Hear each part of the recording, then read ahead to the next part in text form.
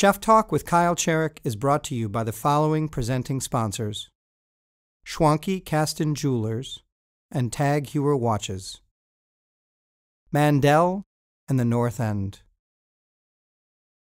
For more information on these or other supporting sponsors, please click on the banner ads to the right of the Chef Talk episodes for links directly to their websites.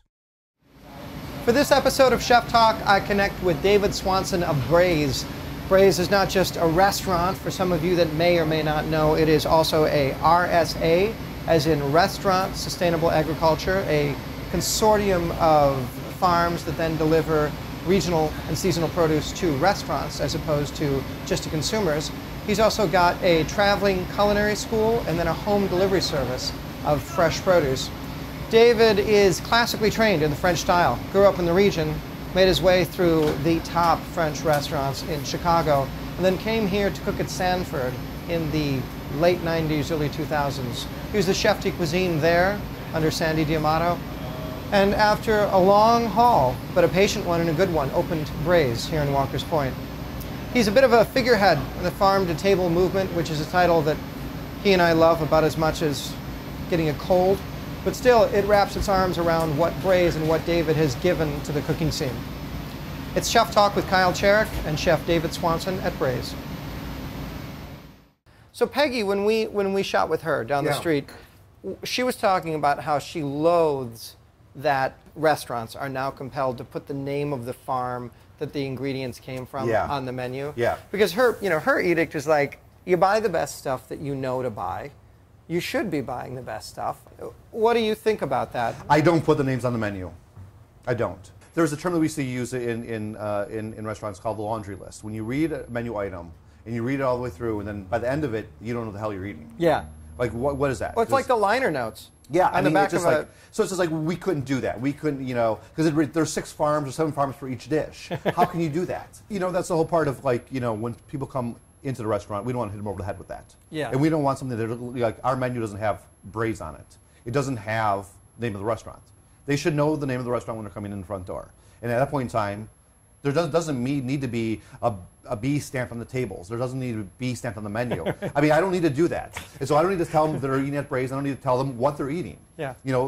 They can figure that out. And I agree with what Peggy's saying as far as you don't need to, to tell them, because you should be doing those types of things. You're a Northern Illinois / Chicago. You cooked in the Chicago scene, boy. But then you came up here. You were chef de cuisine at Sanford. Yeah. Why? And you stayed. Yeah. Why? I mean, what I want you to say is, Milwaukee had such a magical hold on me, and it was so fantastic, and Sandy taught me so much, but then I had to rebel against them, and I don't know if any of that's true, but I want you to say that, and I want to hear that Milwaukee is as dynamic as it is for you as it is for me. But yeah, I mean, I fell in love with Milwaukee. Okay. It's one of those things, and then, and it's one of those things like people always said, why don't you go to Madison? It's happening. All the stuff you're doing is happening in Madison. Go to Madison. That was the subtext to my question. Yeah. Because it was all happening there. It's all happening in Madison, and I'm like, well, yeah, you're right. I mean, for years it was like Sandy, Odessa, Sandy, Odessa, Sandy. Yeah, it's like all happening over there. It's like, well, that's why I want to do it here. Because because we should really bring some of the farmers in the state of Wisconsin in the light of day to Milwaukee. To the most populous city. Yeah, yeah. Because it was funny, like when when Homegrown Wisconsin was being founded, they were delivering to the Ritz-Carlton Chicago. Yeah. They only used Milwaukee because the 94 went through Milwaukee. That's the only way. Crazy. It is crazy. It's crazy. Yeah. So this kind of stuff. That's like, okay, we got to figure out a better solution. Right. And that's just like all that stuff kind of just scratching your head, and that's really when the RSA started really taking shape, because I knew I needed a hub system to figure out how to get the stuff from farmers, because it's like the whole idea with like how the RSA is based. Mm-hmm. We want to build communities. Yeah. We want to build all the restaurants to use these ingredients. Right. I mean, that's really because the idea is not building our business. The building is building the farmers. Were you frustrated since 2004 that it took you this long to pull this place together?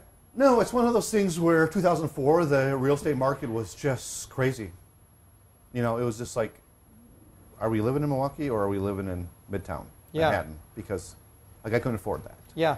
Just like I'm not going to afford it. I mean, it's like, how can you pay 10% of total sales. We had to meet these numbers. We had to meet these margins. This is what we have. This is our food coming in. We know this cost. We work with this. We know this really well. Yeah.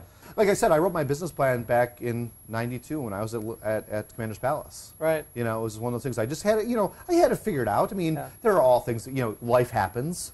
You never know, like where you're going to be at, how it's going to be. Is this the path you're going to go? Is Braise going to go into a brand new building that's going to be built up, a very green building? Is it going to an existing building that has never been a restaurant, convert it over? Yeah. Or is it going to go to a former space that was a restaurant? Yeah. And converting the name over and doing something different with that. I mean, those are all things that, it could very well happen in any one of those things. How much do you get out in the food scene here?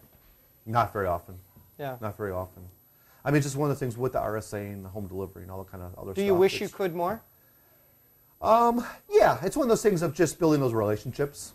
But it's also one of those things of just, As opposed to walking into a restaurant and them not knowing who you are and just eating? I mean, it's just, but it's, well, the funny thing about that is like when I started the RSA, I was a delivery man.